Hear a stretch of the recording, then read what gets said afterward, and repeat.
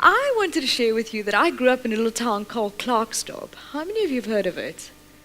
Wow, I'm impressed because not many people know where it is. So that's great.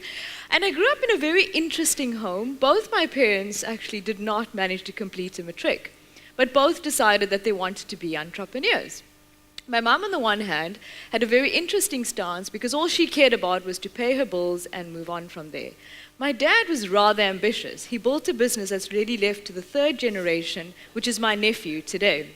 And the one point that I learned specifically from my parents is that you have to redefine your rules if you want to be successful. If you think about people locally and globally, successful individuals, and we always think about Elon Musk, he really redefined the rules in terms of what he defines as constitutes a successful and come up with something completely unique that makes him stand out as an individual. Many corporates ask me the question, Kate, we've got our own organizational brand. Why does it actually matter what my individual employee's brand counts? Why does it actually coincide, or what's the relevance of it? And the relevance is really simple. The world of work has changed forever. If you really think about it, it's important as leaders of organizations to firstly understand what is it that your brand represents, and secondly, what is the culmination of the individual brands within your business which allows you to become the world's best in terms of organizations or companies. So I work for Discovery, and Discovery just over 2 years ago decided that we were going to be the best insurer in the world. Now when they first launched the idea, I thought, sure, that's quite a tough ask. So naturally, a big part of it is gaining market share both locally and internationally. But more importantly, it was about making sure that every single client that engaged with Discovery left there feeling fully fulfilled and saw the value that they'd received in the product. Now that becomes almost impossible to achieve if your employees within an organization don't share the same value proposition or the same brand as you do from an organizational perspective. So as leaders of businesses, we need to be conscious of our own brand, firstly, and secondly, we need to be very conscious of where we want to take the brand of the organization. So branding is really about what people say when you're not in the room.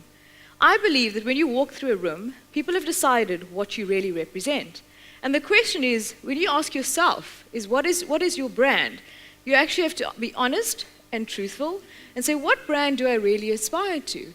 You know, a lot of people say, I aspire to the brand of integrity and hard work, but it's a conscious approach. It's about understanding where it is that you want to take your brand and being very strategic about it and ensuring that it is to the level of success and having a commitment to excellence.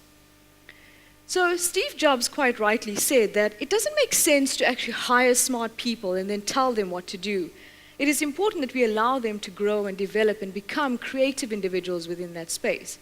But as leaders of businesses and organizations, if we don't have an understanding of what unveils that creativity within each employee, it becomes almost impossible to lead successfully. So the question is, why are you important as employees of a business or as leaders? It's simply because we drive and lead the vision of the bigger picture. We enable the core of the business. I always think about the financial services industry because that's where my expertise comes from. It's very easy to recruit a client and put them on the books in terms of buying a life policy. But what really matters is when something tragic happens to that particular individual, how do we engage with them? And how do we ensure that we are there to comfort them through the tragedy that they've experienced? And that is about the brand that every single employee has within the organization itself. So the question really is, or the million-dollar question for me, is how do you shift the mindset of every single employee within your organization to have a brand of moving from just doing a job to actually building a craft? And the reality of it is, in order to build a craft, you've got to make sure that every interaction with every single client is truly a masterpiece. You need to be professional, and you need to have a strong brand with both the stakeholders within your organization as well as your clients. But more importantly is that you need to understand the needs of a client in order to build a successful business, both personally and professionally. And for me, the most fundamental part is that knowledge is extremely powerful. It takes you as an individual to a completely different level. So in my point of view is that your brand should always be authentic, Because at the heart of branding is being about true and holding the right values. And you've got to make sure that it's always aligned with your company and personal values. Thank you.